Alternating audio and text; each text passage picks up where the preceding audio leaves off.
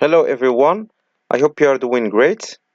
في الفيديو إن شاء الله we are going to see some principles related to sociolinguistics, and this course is addressed to fifth semester students. Sociolinguistics هو علم لغة اجتماعي، يعني هذا العلم تيدرس العلاقة بين اللغة والمجتمع، يعني كيفاش المجتمع تأثر على اللغة وكيفاش اللغة تأثر على المجتمع. Sociology of language. Then, in this course, we are going to see the following themes. So, the first step is to define key concepts that we need to do. So, we should define key concepts related to the field of sociolinguistics. The second step is to study about socio-demographic variables like age, gender, educational level, etc. The third step is to learn about sociolinguistic research. And the last step is that we are going to share with you some resources in case you want to read some books. Okay, so let's start with the definitions of key terms. The first term is sociolinguistics, which is the study of the relationship between society and language. Okay, so sociolinguistics studies this relationship between society and language in the sense that society affects language. So when, for example, I am talking to young people, it's not the same way I am talking to old people. When I'm talking to public servants in an administration, is not like the way I'm talking to, let's say, my friends. So here, society has a great impact on the use of language, all right, and the choice of words. The second thing is that sociolinguistics distinguishes between dialect, which is geographical variety, like let's say the Fasi dialect, the Tanjawi dialect, the different types of dialects. All right, and then accent, which concerns pronunciation, like again the north in Morocco. People in the north in Morocco do not speak or do not have the same accent or even the same dialect like the people of the south, let's say the south in Morocco. Again, we have the pidgin, which is a variety that arises from these contact situations between the colonizer on the one hand and the colonized on the other hand.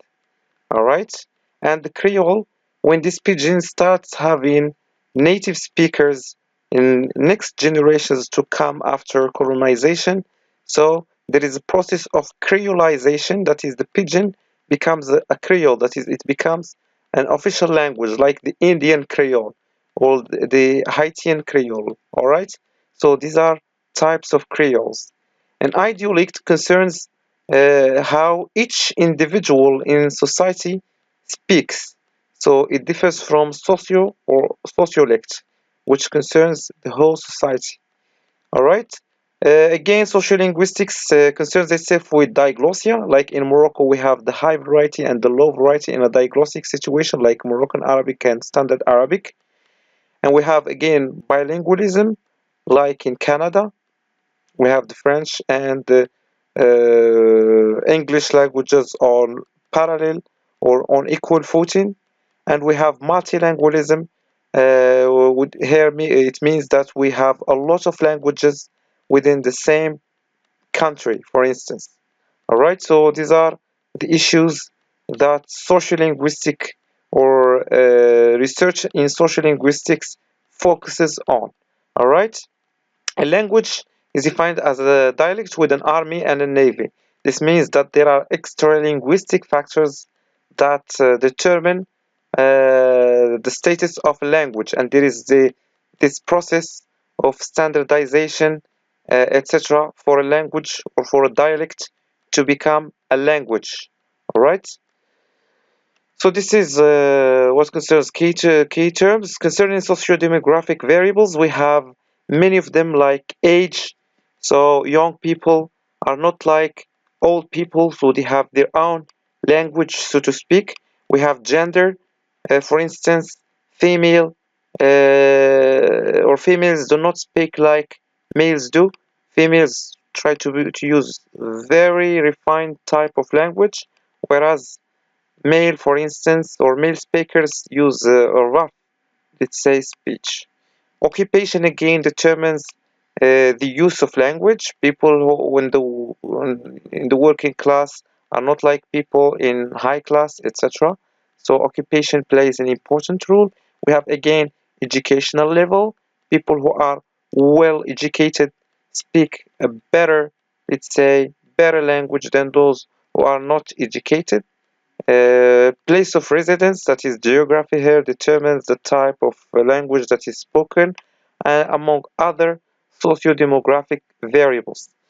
And research in sociolinguistics tries to study the impact of these socio-demographic variables on the use of some uh, aspects of the language, like the use of phonemes, or the R phoneme by William Labov, who conducted a study on the social stratification of R in New York City. And he found out that social class has an impact on the pronunciation of R in English. And he asked people where shows are sold, enforcing them to say the fourth floor.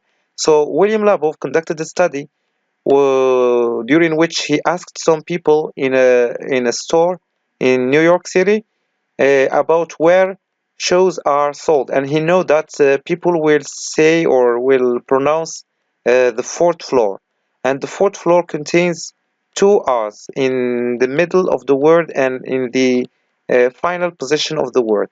And he concluded that people of different social classes speak or pronounce the R differently, in the sense that high class people do not pronounce the R, whereas low class people pronounce the R. And you have to read about this study because it is interesting in social linguistic research. All right. Again, we can go about studying the main steps of sociolinguistic research, like formulating hypotheses, looking for research problems, designing methodology that consists of questionnaires, interviews, maybe focus groups, etc., and then analyzing the data gained from the study using multiple types of statistical tests like one-way analysis of variance, independent samples t-test, regression analysis, descriptive statistics, among others. So this is what concerns research in social linguistics in general. And at the end of, or in the end of the video, I have some suggested readings for you in case you are interested to read books. So the book that I advise you to read, or the books that I advise you to read, are as follows. We have Peter Traje, 1995, who talks about social linguistics in Introduction to Language and Society. This is really an interesting book. We have Wardov, 1992, who talks about the Introduction to Social Linguistics. And we have Wolfram Walt, Dialects and American English. This is also one of practical books that you can read. And if you have questions or remarks, do not hesitate to post them below. And see you in another tutorial.